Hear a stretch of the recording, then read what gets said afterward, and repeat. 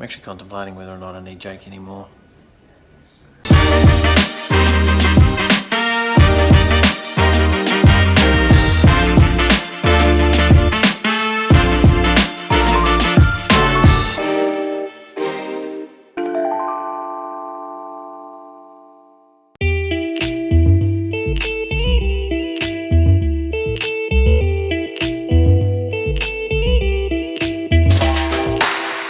Morning, good morning. Good morning, Brett. Bretters. No, I'm kidding. Today, Thursday. Today is Thursday. Far out. Big day yesterday, another big day today. Got my Authority Academy 3-day event next week, Friday, Saturday, Sunday. So finalise preparations for that. This is too slow. This is the only thing I don't like about this. The hack is use the kettle. I know. No, I don't. I can make a coffee. Although it would be nice if someone was to make me a coffee. Man, Emily used to be really good at that. Like, I mean, when I say good, it's funny, you know, as a relationship goes on. It was like when we first met, every time we'd go out to breakfast, she'd always save me like her last piece of breakfast, which was amazing. Like, you know, a little bit of whatever it was, if it was an Eggs Benedict, you know, there'd be like half an egg left with the little piece of bacon under it, and it was just a nice gesture, you know? It's like, oh, would you like this? Oh, sure. Very kind, very nice. Then that stopped. and the day it stopped, the first day it stopped, I was like sitting there, because I always finish first, of course, sitting there, and I'm like, yeah, I'm feeling still a little bit hungry. That little bit could be nice. She puts it in her mouth. I'm like, what? I said, oh. She goes, what's wrong? I said, oh, nothing. I was just taken back. I was like, you normally save all your little bit at the end for me. So I was hungry, and that's where it stayed. I never get, if anything, she picks up my meal. Gosh, I'll tell you. Life lessons. Life lessons with Brett.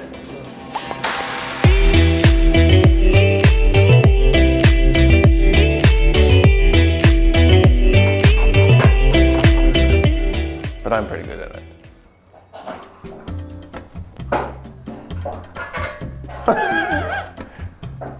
Okay, there's a better way to do this.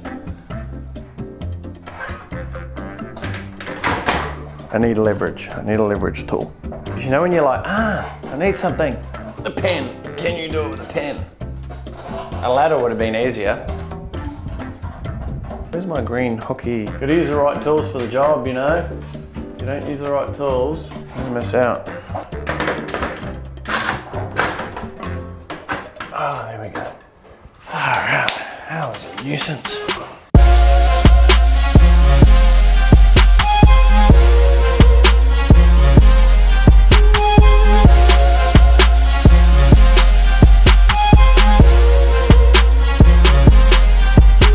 You're putting $350 into your advertising, because this is how I always correlate it back. I go, okay, what's $350 for an image that people might see? And then what? Versus if we put $350 into your advertising spend, you know, if we're looking at numbers that can be anywhere from, you know, 100 to 300 leads, right? And that's an actual name and email, someone that you can contact frequently. So that sort of, the game really is to generate the lead, then we can continually market and offer these different things. Now, I'm not saying influencer marketing doesn't work, because a lot of people do it. It's definitely a harder thing to try and correlate a return on investment. You've done an awesome job, and we're stoked with over 1,000 new leads. Is a really great milestone, considering where we were at the beginning, and there's some consistent likes coming through. Because the whole point of getting people on our email list is to be able to just keep the product in front of them.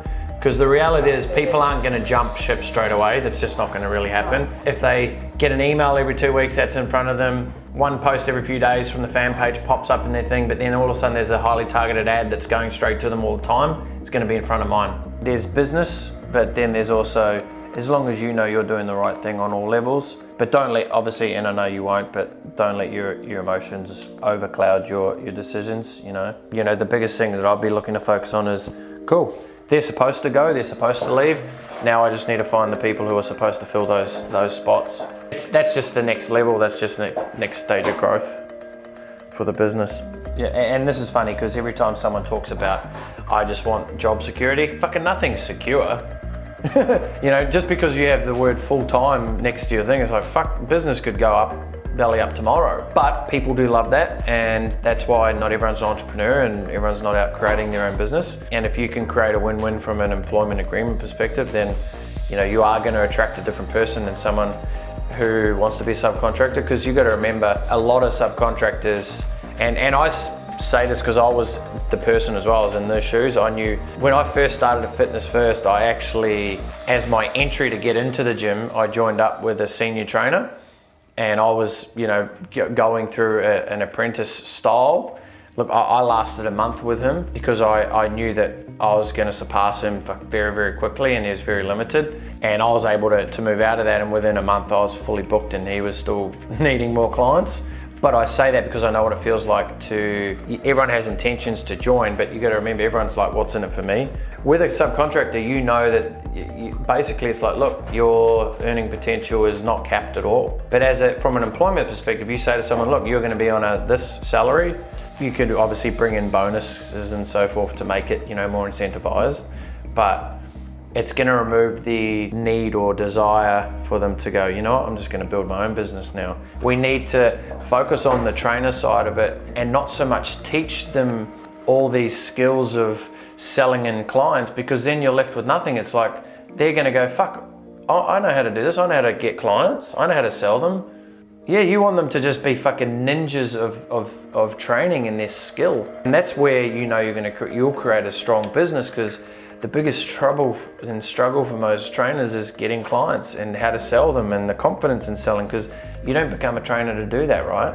I definitely think that's a strong methodology, because when you start changing from subcontractor to employment, it's going to change the way you deliver basically everything, your training, all of those, processes. And, once you start creating your products, right, you're going to be able to generate leads of your potential target market anyway, right?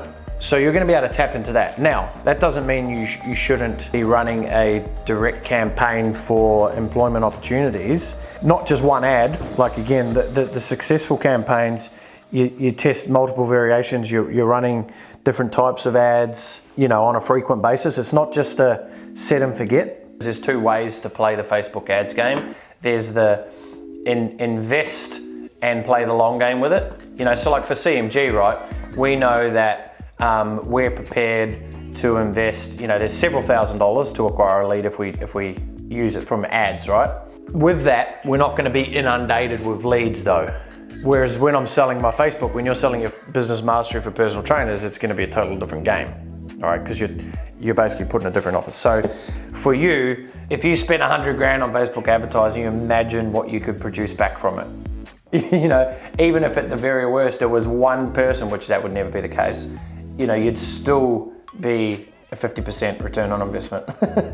And whenever I talk to anyone about, Facebook advertising, it's like, what are you prepared to invest to acquire a client,